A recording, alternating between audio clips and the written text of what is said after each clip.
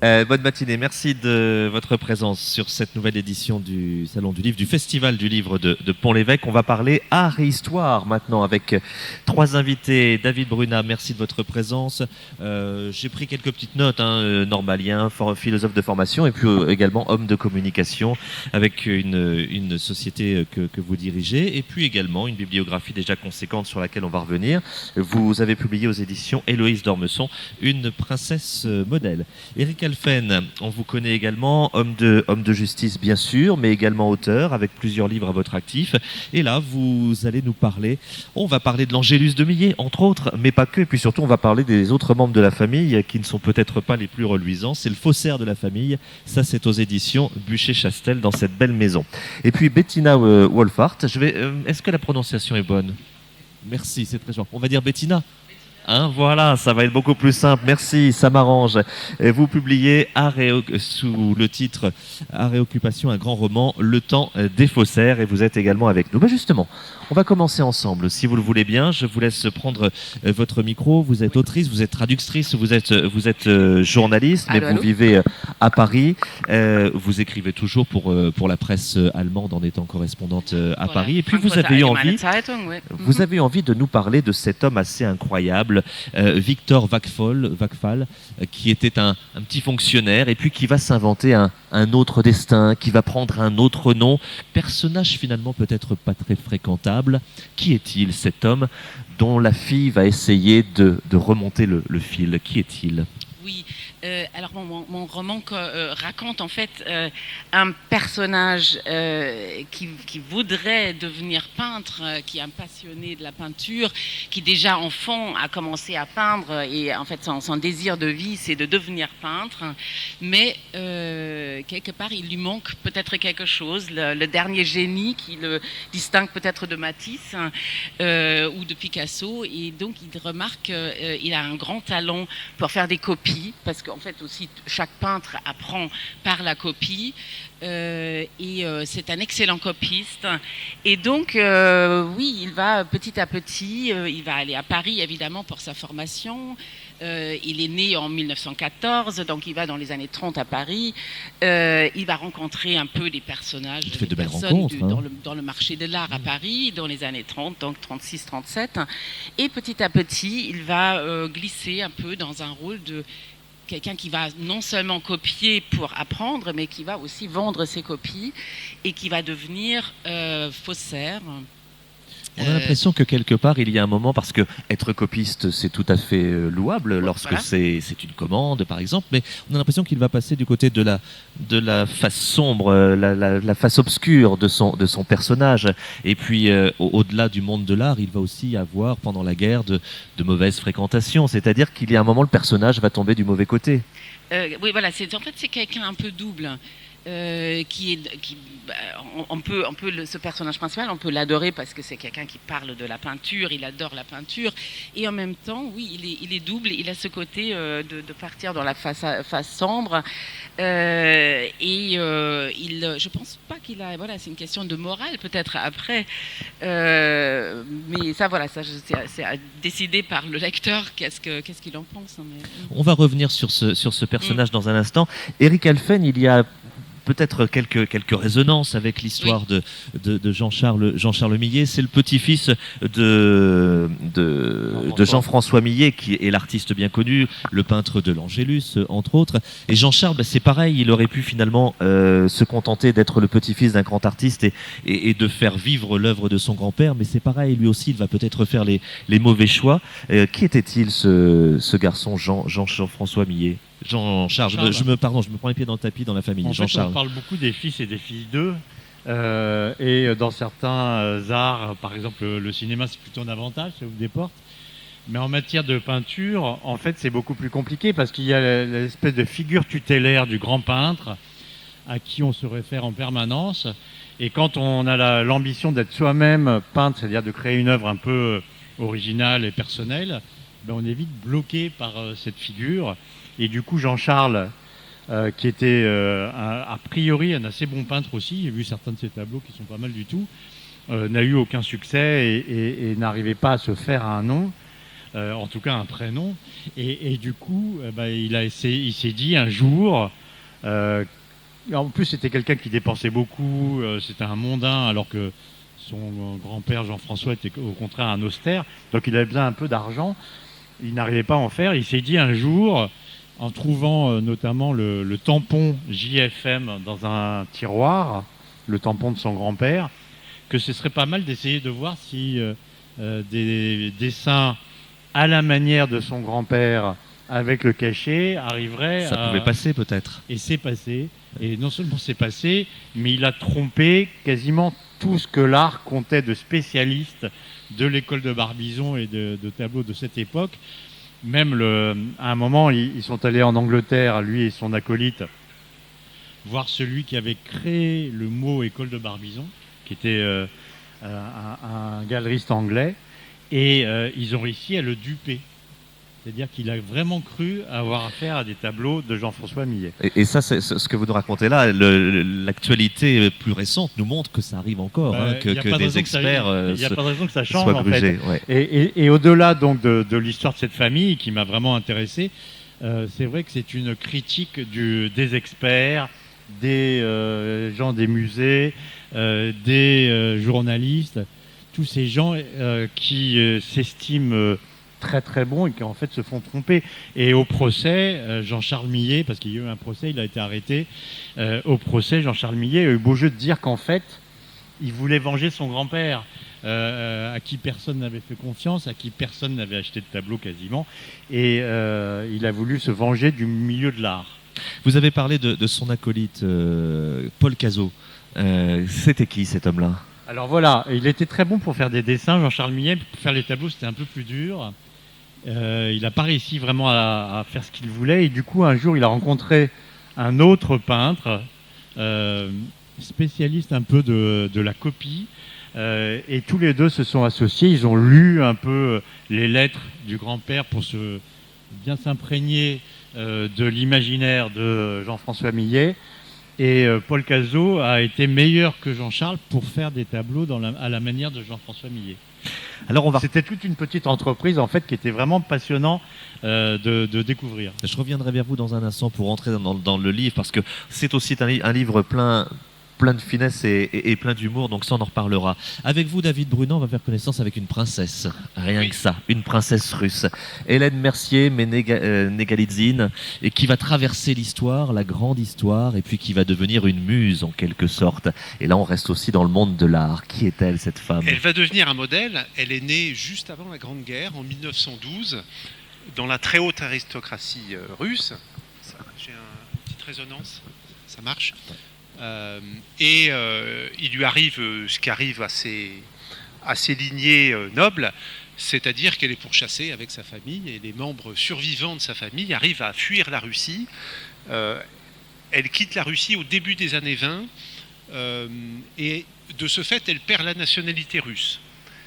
Je vais parler comme ça Non, parce que comme c'est enregistré, on a besoin du son dans le micro. D'accord, on a besoin du son. Voilà. Alors je continue comme ça. Et elle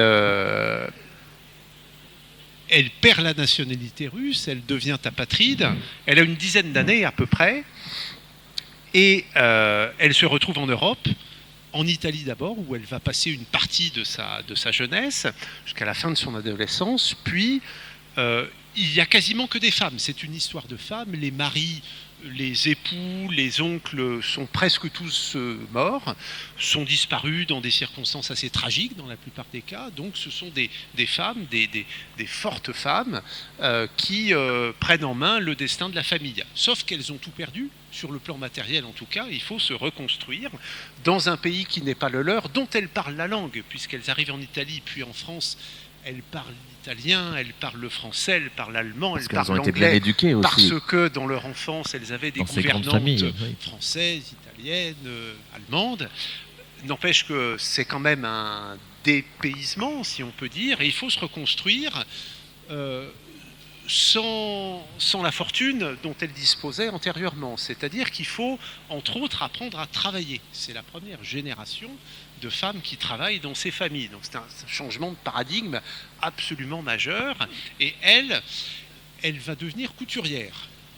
Elle apprend la couture. Une de ses tantes a quitté la Russie avec la fameuse machine à coudre Singer, qui était vraiment un objet fétiche dans ces années-là. Et elle apprend à coudre sur cette machine.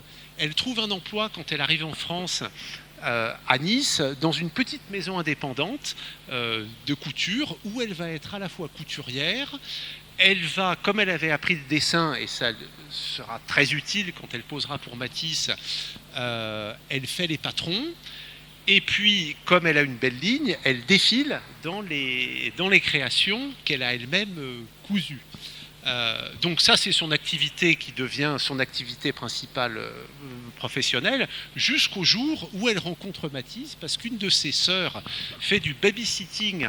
Je ne sais pas si on disait déjà babysitting à l'époque. En tout cas, elle garde le petit-fils de Matisse dans l'atelier de Nice où vit Matisse. Et sa sœur lui dit, écoute, il cherche des modèles, il en cherchait en permanence, des nouveaux modèles. Il faudrait que tu le rencontres, ça peut être intéressant. Elle le rencontre, ils font affaire. Elle pose un certain nombre de conditions, entre autres ne pas poser nue. Voilà, parce que c'est une mère de famille, déjà, quand elle le rencontre, parce que c'est une princesse, parce qu'elle est pudique, vraisemblablement, et à sa grande surprise, il accepte cette position alors qu'il était habité, hanté par la nudité féminine. Et de ce fait, elle devient modèle à 16 heures.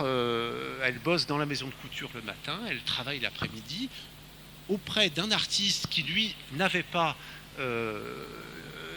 le poids de la figure tutélaire, puisqu'il était le premier peintre de la famille, très vite reconnu comme des génies de l'art de son époque.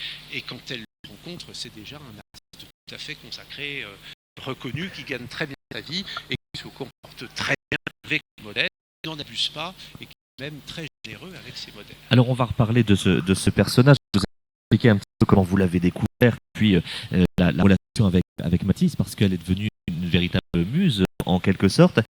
Surtout cette femme qui traverse la grande histoire, qui est avant l'histoire en quelque sorte. Je reviens vers vous dans un instant. Bettina Wolfart, on a parlé de Victor.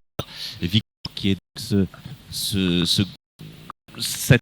rêve d'autre vie pas concrétisé, qui fait les mauvaises il faut dire que c'est un Allemand. Je crois que je dis à une période de l'histoire. C'est un Allemand qui s'appelle Victor Wack. Et qui va prendre un autre nom aussi pour son activité.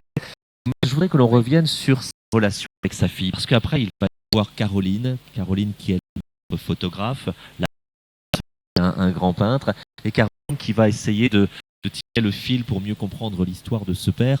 Et c'est un peu « je t'aime moi non plus », parce que ça reste un père, mais il n'arrive pas à adhérer à ce qu'il était. Et toute l'ambiguïté aussi de cette relation père-fils, père-fille. En fait, c'est le récit. On voit un peu l'histoire de ce Victor Wafal à Isidore. Ça, c'est son nom en fait, de copain, son nom de alter ego. Elle va des décennies plus tard trouver d'ailleurs une toile de Matisse. Là, nous sommes sur ce plateau pour cette raison aussi, parce qu'il y a question de Matisse, d'une toile de Matisse qui joue un grand rôle dans le roman. Elle va tomber sur cette toile-là quand son père est déjà mort, et elle va aller sur les traces de ce père qui a occulté son histoire. Et ça, c'est en fait une histoire assez allemande aussi, c'est-à-dire nous avons beaucoup de pères et de grands-pères qui ont vécu des vies parfois assez douteuses pendant cette période de la Deuxième Guerre mondiale, pendant aussi l'occupation quand les Allemands ont occupé la France ou Paris. Ces histoires sont souvent, après la guerre, tombées aux oubliettes. On ne voulait pas trop en parler. On a après bâti une nouvelle vie sur ces histoires où on n'était pas forcément glorieux. Et où parfois étaient des crimes de fait. Donc, elle ne sait pas, sa fille ne sait pas que son père a été peintre, qu'il a été faussaire, et elle le découvre sur le tard. Et elle va après devoir aussi se poser cette question sur son rapport à l'histoire et sur cette culpabilité aussi qui a très souvent, et c'est quelque chose de assez courant aussi en Allemagne, de sentir cette culpabilité par rapport à ce que les parents, les grands-parents, les familles ont fait pendant cette période-là. Et ma génération a porté ça très très fortement. Et je suis moi-même aussi fille de parents qui ont été adultes pendant la Seconde Guerre mondiale, pendant la période nazie. Et donc c'était un sujet qui me tenait fortement à cœur de le traiter. Et j'avais envie aussi de me mettre dans la situation comment c'était de vivre cette période-là, comment c'était de l'intérieur. C'est-à-dire ce personnage, il glisse aussi un tout petit peu dans son rôle, il glisse un peu dans cette double vie. Il ne l'a pas forcément décidé. Et je pense que c'était une période en elle-même difficile parce qu'on devait prendre parti, on devait parfois, c'était pas possible de s'extirper. C'est ce que l'on dit, c'est que finalement Caroline a du mal à se positionner vis-à-vis de son père, oui, et le lecteur a aussi du mal finalement à le détester, cet homme, parce qu'on se rend bien compte que c'est un peu la fatalité qui l'a fait basculer peut-être du mauvais côté. Je ne voulais pas faire un salaud, parce que ça aurait été peut-être trop simple aussi. Il y avait cette superbe série Un village français, je ne sais pas, peut-être il y a des gens qui ont vu, et je trouvais cette série tellement excellente, parce que c'est trop simple de dire, oui, là, c'était tous des salauds, on aurait fait mieux, et non, peut-être pas, parce que parfois, on ne peut pas décider, parfois on glisse dans quelque chose, et on essaye de faire au mieux, et on devient peut-être malgré soi aussi un peu un salaud. Donc lui, il est quelqu'un, oui, il rentre par curiosité aussi, il rentre un peu dans ce milieu des marchands d'art, aussi parce qu'il veut encore devenir peintre, mais après il va voir cette spoliation des collections juives, et il va d'une certaine manière aussi sauver des tableaux, dont un Matisse d'ailleurs, qui joue un rôle important dans ce roman, parce qu'il est lié à une histoire d'amour qu'il a eu dans les années 30 à Paris. Voilà. Vous l'avez dit, c'est un roman en deux temps, puisqu'il y a l'histoire de Victor et puis il y a l'histoire de sa fille Caroline.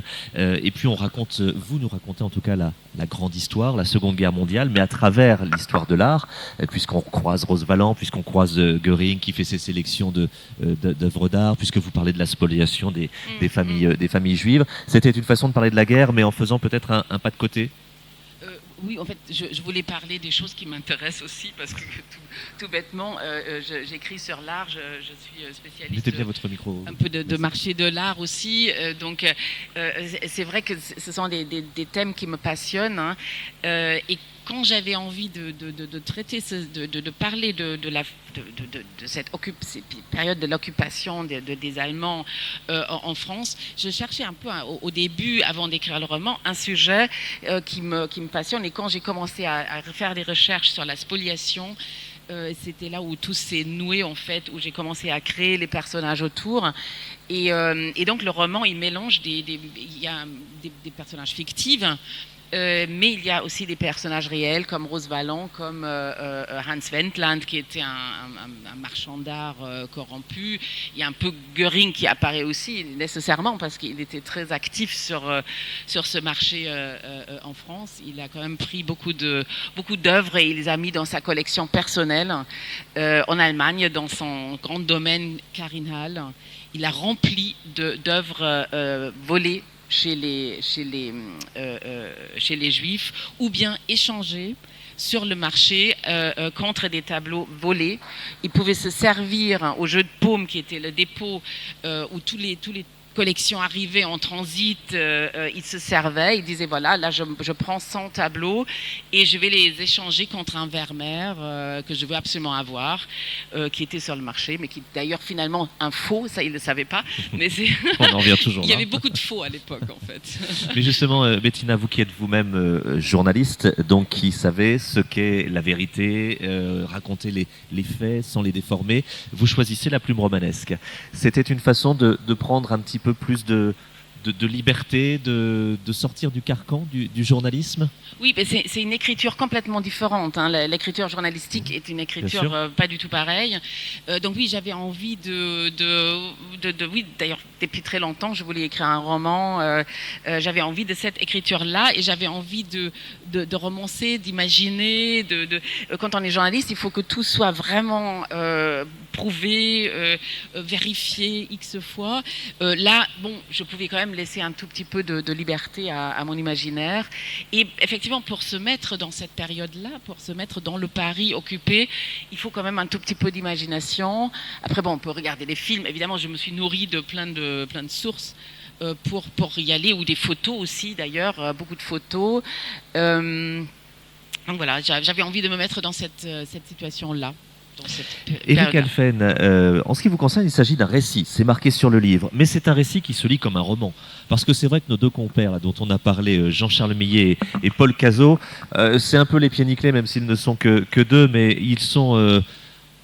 on sait d'avance qu'à un moment, ils vont se prendre les pieds dans le tapis dans leur aventure de faussaire. Et puis, vous avez eu envie de mettre beaucoup d'humour dans votre écriture, parce que vous allez raconter l'histoire, vous allez raconter aussi comment la justice se mêle de cette histoire de faussaire, mais vous le faites avec toujours un petit sourire au coin des lèvres, me semble-t-il, ou en tout cas un sourire au coin de votre stylo. Alors, en fait, ça a été un livre assez compliqué à construire, justement, parce que j'hésitais à chaque fois entre... le roman, le récit pur et dur, quelque chose axé sur la peinture. En fait, ce qui m'a intéressé dans cette affaire, je suis tombé par hasard vraiment sur cette affaire, qui est donc une affaire vraie. Moi, je m'intéresse pas mal aux tableaux, etc. Et j'ai commencé sur eBay en regardant un peu des dessins qui étaient à vendre. Et un jour, j'ai vu qu'un vendeur anglais mettait en vente un dessin qu'il attribuait à Jean-François Millet, une jolie bergère. C'était vraiment très beau. Et derrière, au verso, il y avait un petit mot « Je sous-signé, Charles Millet certifie que ce dessin est de la main de Jean-François Millet ». Ça m'a un peu étonné. J'ai regardé Charles Millet. J'ai vu qu'il y avait un fils de Jean-François Millet qui était Charles Millet, qui était un architecte, qui a d'ailleurs construit plusieurs maisons à Barbizon. Mais à part ça, il avait rien fait d'autre au niveau artistique. Et puis j'ai vu que le fils de Charles s'appelait Jean-Charles Millet, qu'il était peintre et qu'il avait été condamné dans les années 30 pour des faux tableaux et des faux dessins donc de Jean-François Millet, dans une affaire judiciaire qui à l'époque était retentissante, puisque des journalistes venaient du monde entier, et notamment des États-Unis, où Jean-François Millet était plus connu encore qu'en France.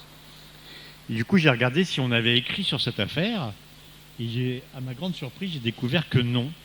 Donc, je me suis dit que j'allais m'y mettre, d'autant plus que, à part un regard sur l'art, à part un regard sur la famille, parce que ça m'intéressait beaucoup aussi, il y avait également un regard sur la façon dont les affaires de police et de justice fonctionnaient à l'époque.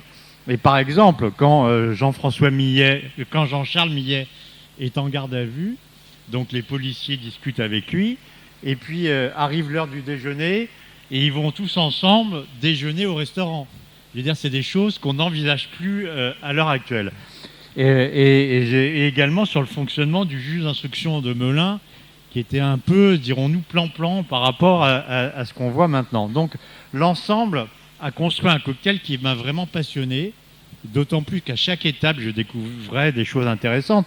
Le policier qui a mené l'enquête sur Jean-Charles Millet, c'est celui qui a créé les Brigades du Tigre, et c'est celui qui a servi de modèle à Simenon quand il a créé le personnage de Maigret, à tel point que le policier se prénommait Jules Belin, et il lui a donné son prénom. C'est devenu Jules Maigret.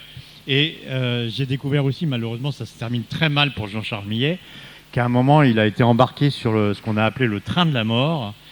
Et en lisant le livre de Christian Bernadac sur le train de la mort, qui a emmené donc des gens vers Dachau, j'ai découvert qu'il parlait de Jean-Charles Millet, qui avait des rescapés, qui disaient « Dans mon wagon se trouvait le petit-fils du peintre ». Et ça a donné une conclusion tragicomique, dirons-nous, et presque ironique. Et j'ai découvert que du coup, en lisant même les quelques phrases prononcées par Jean-Charles Millet dans ce train, j'ai découvert que finalement, je l'avais bien compris, Jean-Charles Millet, parce que ça correspondait tout à fait au personnage que j'avais essayé de décrire. Et juste un mot pour finir, c'est vrai que les personnages m'ont beaucoup intéressé aussi. Jean-François Millet, c'était le peintre donc normand qui était né au départ au bord de la mer, mais qui avait peur de la mer, puis qui va à Paris avec sa première femme qui va mourir très rapidement. Et puis, quand il y a eu le choléra à Paris, il va s'installer à Barbizon pour fuir la maladie. Et à partir du moment où il va rester à Barbizon, il va s'installer dans une maison, il va y rester toute sa vie, il va être au bord de la forêt, mais il va avoir peur de la forêt, il va quasiment parler à personne. D'où le fait qu'il n'ait jamais quasiment peint des scènes de forêt, Jean-François Millet. Et à l'inverse, Jean-Charles Millet, c'était le fêtard, le mondain, celui qui connaissait beaucoup de gens, celui qui s'amusait, celui qui aimait bien aller au restaurant, aller dans des cabarets, où d'ailleurs il va rencontrer quelqu'un dont il va faire un expert en peinture. Il va trouver, c'est assez drôle parce qu'il trouve un guitariste dans un cabaret avec qui il copinise un peu autour de 2 verres de vin.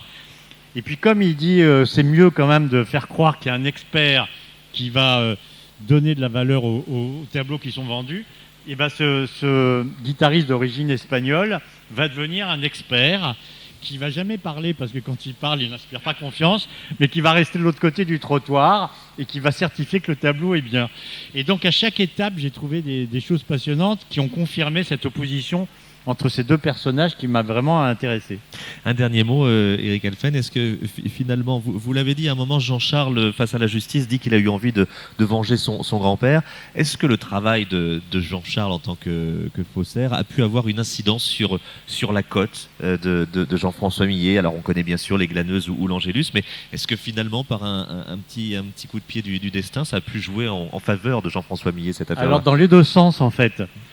C'est vrai que ça a donné une célébrité, ça a relancé la célébrité de Jean-François Millet, qui est selon moi le moins connu de nos peintres célèbres. Et en même temps, il y a eu une certaine méfiance, notamment sur tout ce qui était dessin. Et comme il y a un peintre qui s'appelle Descamps, un peintre de cette époque-là, dont la cote a souffert parce qu'il y a eu beaucoup de faux Descamps. Eh ben, sur les dessins de Millet, parfois, il y a un certain scepticisme qui fait que les gens n'osent pas trop se lancer dans l'achat de ces dessins-là. Mais ce qui est marrant aussi, c'est qu'en écrivant et en cherchant, j'ai découvert qu'encore actuellement, passaient aux enchères, notamment à Drouot, des dessins de Millet qui étaient passés par les marchands d'art, qui étaient ceux qui avaient été les copains de Jean-Charles Millet. C'est assez savoureux. Alors, autre personnage qu'on a commencé à évoquer avec vous, David Brunat, c'est Hélène Mercier, cette fameuse princesse Galitzine. Vous nous avez expliqué un petit peu son parcours de la Révolution russe à la Riviera en passant par l'Italie. Comment l'avez-vous découverte, cette femme? Je vais répondre, mais d'abord je voudrais faire une précision. Puisqu'on a parlé de la guerre, des années sombres, des spoliations d'œuvres, il se trouve que le peintre de la lumière, de la clarté, qui est par excellence Matisse, le peintre de la couleur, on le voit très bien sur cette œuvre très emblématique de son art, a eu pour épouse et pour fille des résistantes. Et sa fille, Marguerite, qui officiait dans un réseau du sud-ouest de la France, un réseau franc-tireurs et partisans, a été arrêtée sur dénonciation, a été torturée par la Gestapo et a manqué de peu la déportation à Ravensbrück. Donc il y a aussi cette dimension tragique dans la vie de Matisse. Ça l'a beaucoup ému, évidemment. Il était, et lui-même, c'était un homme âgé à l'époque, il était au bout de sa vie, enfin il est mort en 1954, donc il a eu une vie très longue. Il est né à peu près à la fin de la période active de l'école de Barbizon, mais c'était un patriote et il a évidemment pris fait et cause pour la France libre. Voilà, c'est une précision que je voulais faire. C'était un artiste engagé qui n'a pas eu, au contraire d'autres, à rougir de, si je puis dire, ses occupations sous l'occupation. Voilà. Quant à Hélène Mercier, moi j'ai toujours entendu parler d'elle parce que c'est quelqu'un de ma famille que je n'ai pas connu. Elle est morte avant ma naissance. C'était une de mes grandes tantes par alliance, puisque j'ai une partie de ma famille qui est d'origine russe. Et quand elle est arrivée à Nice, au début des années 30, à la fin des années 20, elle a rencontré un certain Mercier, qui n'était pas d'extraction noble, mais qui était d'une famille honorable russo-helvétique, qu'elle a épousé. Et c'était mon grand-oncle, c'était le frère aîné de ma grand-mère. Et moi, j'ai toujours entendu dans ma famille l'histoire de cette princesse qui avait quand même un peu dérogé, parce qu'elle se mariait avec un roturier, mais ça, c'est les hasards de l'histoire, les fracas de la grande histoire du XXe siècle qui le permettaient.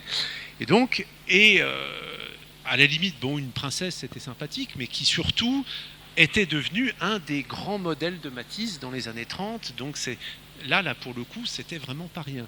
Et c'est quelqu'un qui n'aurait jamais posé, justement, sans ces hasards de l'histoire, puisque une princesse n'avait pas vocation à poser, sauf peut-être pour des portraits officiels, mais en tout cas pas à être modèle d'un peintre.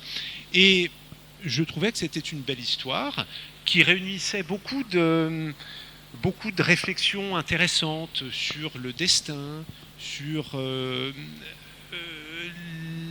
la prise en charge de son destin quand on a tout perdu, sur le plan matériel, comment on se reconstruit, ce qu'on appelle aujourd'hui la résilience, sur la rencontre avec un grand artiste, avec un génie de son époque, de son siècle, qui a été d'ailleurs copié beaucoup. C'est un des artistes les plus copiés parce qu'il est le plus facile à imiter. Alors après, c'est pas tout est relatif. C'est pas pour autant qu'on fait des Matisse. Alors je ne sais pas s'il y a des copistes, des faussaires qui se sont spécialisés dans Matisse. Je ne sais pas, mais ce serait intéressant. On peut toujours l'imaginer.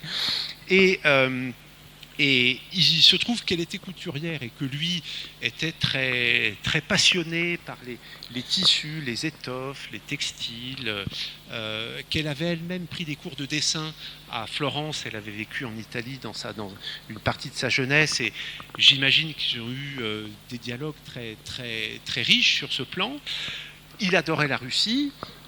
Ses premiers collectionneurs étaient souvent des Russes d'ailleurs, les Morozov, les Tchoukine, qui sont bien connus maintenant en France. Il y a eu des grandes expos à la Fondation Vuitton notamment, qui ont mis en exergue des collections admirables, dont des Matisse.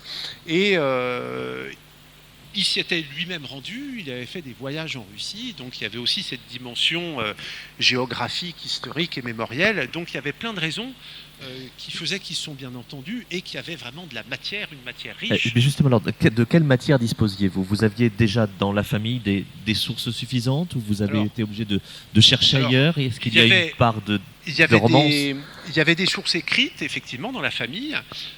Et puis, il y a une source vive que je suis allé chercher, puisque je suis allé interroger les filles de la princesse, mes tantes, qui vivent encore, qui sont des vieilles dames aujourd'hui, mais encore très alertes, qui sont nées au tout début des années 30. J'ouvre une parenthèse. Cette princesse s'est mariée en mars 1932 et ma tante aînée est née en avril 1932. J'avais vu ça, je me suis dit peut-être une erreur de copiste, une erreur de frappe dans les archives, à l'état civil, etc. Donc je lui ai demandé si c'était... Et elle m'a effectivement confirmé qu'elle était née peu de temps après leur mariage. Ce qui, pour l'époque, prouve une certaine forme de liberté, d'audace, d'émancipation. Enfin, on peut dire la chose comme on veut. Je ferme la parenthèse. Mais comme elle était née au tout début des années 30, ça veut dire qu'elle se souvient toujours des séances de pause de sa mère dans l'atelier. Et elle m'a raconté, enfin les deux filles dont je parle, qui s'appellent Tania et Hélène aussi, m'ont raconté quand elles accompagnaient leur mère le jeudi après-midi, parce qu'elles n'avaient pas école, sur les hauteurs de Nice, si vous connaissez Nice, à Cimiez, où il avait son appartement et son atelier dans un ancien hôtel qui s'appelle le Regina. Donc elles m'ont raconté en long, en large et en travers la vie de leur mère, leur propre vie, la famille. Alors en français tour à tour, en russe. Je parle pas russe, mais je l'écoute quand même charmé par les sonorités de cette langue et qui m'est chère, même si je la parle pas. Et puis je suis allé aux archives Matisse, parce que j'ai inventé des dialogues entre elle et Matisse. Je voulais dire des choses qui tiennent un peu la route, quoi, qui ne soient pas véridiques, mais qui soient vraisemblables. J'ai rencontré des descendants de Matisse. Il a eu une descendance assez nombreuse, dont certains sont des artistes. Il y a eu des galeristes, pas de copistes à ma connaissance, pas de faussaires. Et j'ai discuté avec eux, j'ai puisé dans les archives, j'ai vu des dessins peu connus où il l'a représenté. Et puis il y a eu pour finir une grande exposition que vous avez peut-être vue à l'Orangerie, qui ensuite a été à la Maison Matisse à Nice, sur Matisse dans les années 30, qui est une période charnière dans son œuvre, où il se remit en question, où il a vraiment fait un petit peu table rase, et il y a beaucoup d'œuvres où elle est représentée. Donc j'avais une matière qui était documentaire, qui était artistique, qui était orale. Puis sentimentale. Et puis évidemment affective et sentimentale. Bien sûr. Lorsque l'on a écrit sur la mafia, lorsque l'on a écrit sur Steve Jobs, c'était pas une évidence de vous retrouver parler d'une princesse russe et d'un grand peintre comme Matisse.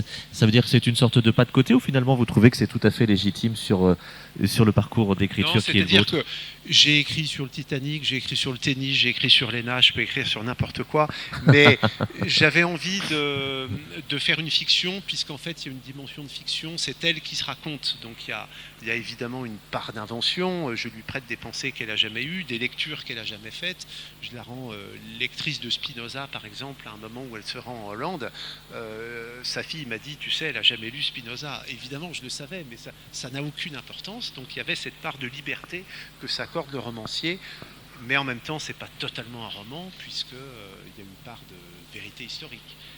Voilà. Nous avons parlé d'art et nous avons parlé d'histoire avec vous, David Bruna, et cette incroyable princesse russe au destin exceptionnel. Une princesse modèle, c'est chez Louise d'Ormesson. Merci Eric Alphen, le faussaire de la famille. Et là, c'est cette fameuse histoire avec Jean-Charles Millet et Paul Cazot, qui est aussi un type assez incroyable. Le faussaire de la famille, c'est aux éditions Bûcher-Chastel. Et puis merci Bettina Wolfart de nous avoir fait partager aussi ce livre avec cette relation ambiguë entre ce père et cette fille à travers les décennies. Ça s'appelle Le Temps des faussaires, c'est aux éditions Liana Lévy. Merci beaucoup à tous les trois. Oui, David. Et merci à vous pour l'animation Je vous en prie. excellente, qui est un art à part entière. C'est très gentil, merci à vous. Si vous êtes bien au frais avec nous ici ce matin, je vous invite à rester parce qu'on va enchaîner vers 11h15 avec une autre rencontre. À tout de suite.